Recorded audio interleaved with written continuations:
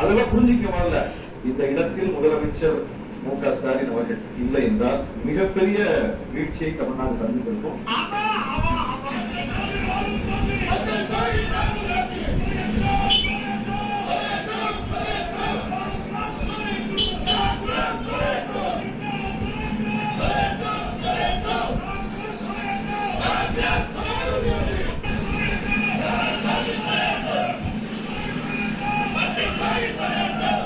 இப்ப நீங்க பார்த்துட்டு இருக்கிறது சென்னையில் இருக்கக்கூடிய மத்திய கைலாஷ் பகுதி. மிக சமீபத்தில் தமிழ்நாடு முதலமைச்சர் அவர்கள் இங்கே இந்த மேம்பாலத்தை திறந்து வைத்தார். இந்தியாவிலேயே முதன்முறையாக யூ-டர்ன் எடுக்கிறதுக்கு ஒரு பாலம் நாம இப்ப இருக்கிறது கலைஞர் நூற்றாண்டு உயர் சிறப்பு மருத்துவமனை. மிக பிரம்மாண்டமான கலைஞர் பன்னோக்கு உயர் சிறப்பு மருத்துவமனையை கட்டி திறந்திருக்கிறார் முத்துவேல் கருணாநிதி ஸ்டாலின். பல்லாயிரக்கணக்கான மக்களுக்கு பெரும் உதவியாக இந்த மருத்துவமனை இருக்கிறது.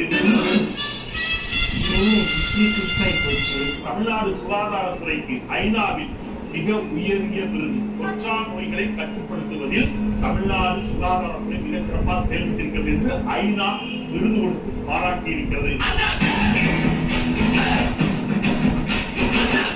மிகப்பெரிய நூலகங்களை கட்டியளித்திருக்கிறார் முத்துவேல் கருணாநிதி ஸ்டாலின். நெல்லையில் காகிதமில்லத் அவர்களுடைய பெயரில் 100 கோடி மதிப்பில் மிகப்பெரிய ஒரு நூலகம்.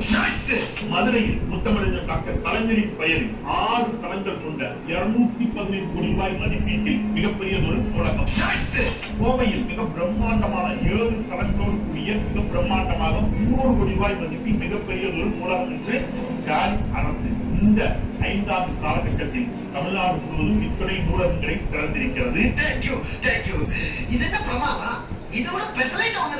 என் பேர் கவிதா. நான் ஒரு 2 இயர்ஸா இங்க முதல்வர் படைப்பகம் படிச்சுட்டு இருக்கேன். இந்த தனியார் கிளாஸஸ் நடக்குது. நம்ம டெய்லி ரெகுலரா ஸ்லாட் புக் பண்ணி படிக்கிற மாதிரி ஃபெசிலிட்டிஸும் இங்க இருக்கு. முதல்வர் படைப்பகத்துல இலவச பயிற்சி கொடுக்குறாங்க. குரூப் 1க்கும் அதே மாதிரி யூபிஎஸ்சிக்கும்.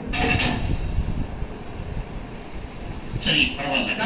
இருக்கக்கூடிய சென்னையில் இருக்கக்கூடிய ராஜ்காந்த் சாலைகளா நாம இப்ப இருக்கோம். நீங்க பார்த்த மாதிரி கூட்டம் இருப்பதற்கு அழகான ஒரு யூ வடிவ மேம்பாலத்தில் தொடங்கி வடக்கு ரயிலில் தொடங்கி கீழே மெட்ரோ ரயில் திட்டம் என்று பரவமாக இந்த சாலை மாறியதற்கு காரணம் இந்த டைடல் பார்க்.